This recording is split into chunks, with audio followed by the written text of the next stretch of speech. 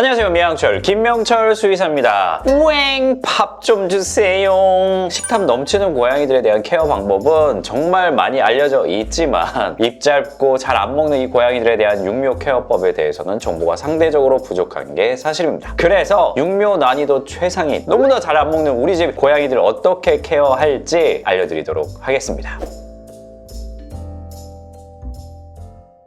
식탐 없는 고양이를 반려를 하는 집이면 비만 걱정도 없고 나중에 성인병에 걸릴 일도 없으니까 좋은 거 아니야? 라고 생각하실 수 있지만 저처럼 문제 행동 개선을 위해서 솔루션 진행하는 사람들의 입장에서는 이게 정말 어렵습니다. 우리가 무언가 이제 긍정 강화 교육을 하려면 이 친구들한테 좋은 거, 긍정적인 거를 적절한 타이밍에 보상을 해줘야 되는데 대부분은 맛있는 간식으로 이걸 활용을 하거든요. 근데 그렇지 않은 친구들, 정말 먹을 거에 너무 관심 없는 친구들은 이동장 교육, 발톱 깎기 교육, 양치 교육할 때 어떻게 교육을 해야 되나요? 라고 물어보시는 분들이 계시는 것처럼 꼭 필요한 행동 수정 교육이나 이 친구들이 계속해서 해야 되는 여러 가지 행동을 알려주기가 쉽지가 않습니다. 두 번째는 편식량이 정말 많고요. 입이 너무 짧습니다. 나이가 들기 시작하면서 무언가 습식 관리를 조금 해야 될 것 같고 처방식을 먹어야 되는 건강 상태인 경우에 몸에 아무리 좋아봐라 내가 저거 먹나, 약간 이런 식으로 거부하기 시작하면 정말 방법을 찾을 수가 없는 경우들도 종종 있죠. 그렇다 보니까 우리가 뭘 사오든지 간에 습식, 간식 이것만 먹으면 거의 천국에 간다고 하는 그런 맛있는 것들까지 소용이 없어요. 결국은 다 당근, 냉장고, 냉동실에 들어가고 많은 불상사가 발생하게 됩니다. 고양이가 식탐이 없는 거는 그냥 양반향일까요? 아니면 후천적인 습관일까요? 두 가지 경우가 있습니다.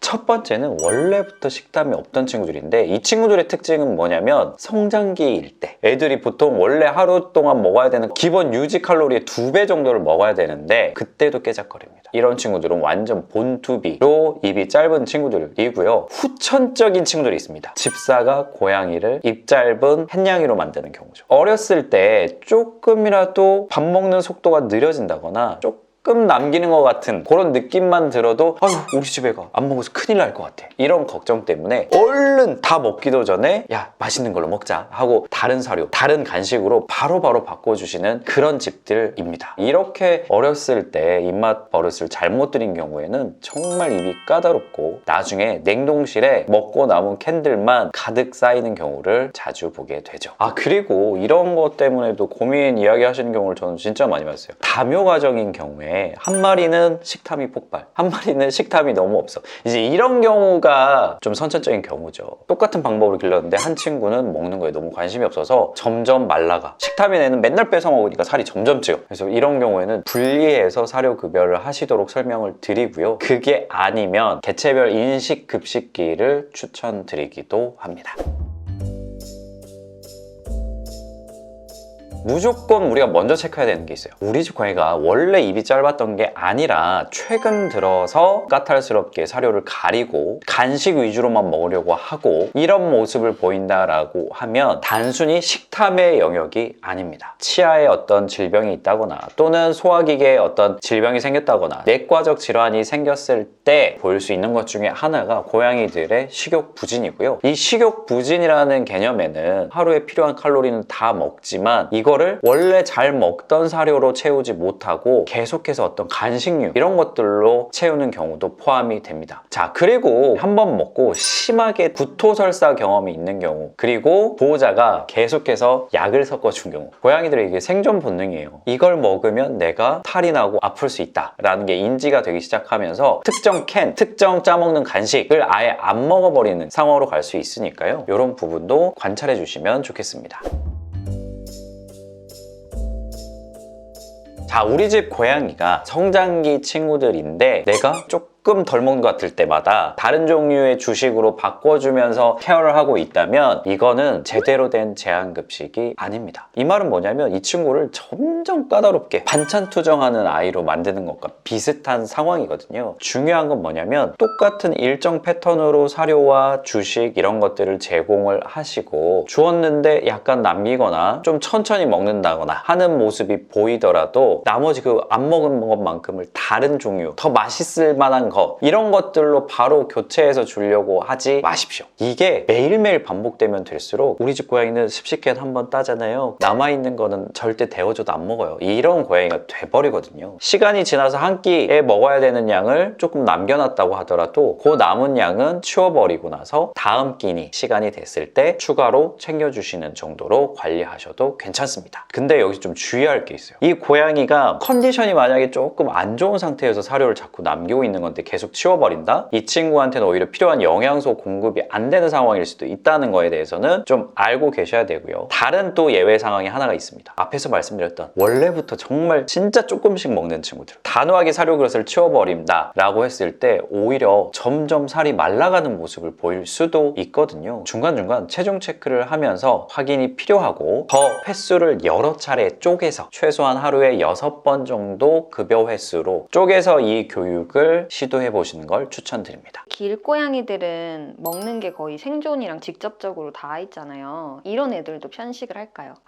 길고양이들도 편식을 하는 경우가 꽤 많이 있는데 건식파가 많습니다. 고양이들 입맛이라는 게 어미 고양이가 임신했을 때 뭘 먹었는지, 새끼 고양이들한테 젖을 먹일 때 어미 고양이가 뭘 먹었는지, 그리고 사회화 시기 때 이 고양이들이 어떤 사료들에 노출됐는지에 따라서 이 입맛이 좀 결정되는데, 길고양이들은 아무래도 습식 종류를 먹어본 경험이 없는 애들이 꽤 많거든요. 그렇다 보니까 건식 사료만 잘 먹는 경우들도 가끔 있죠.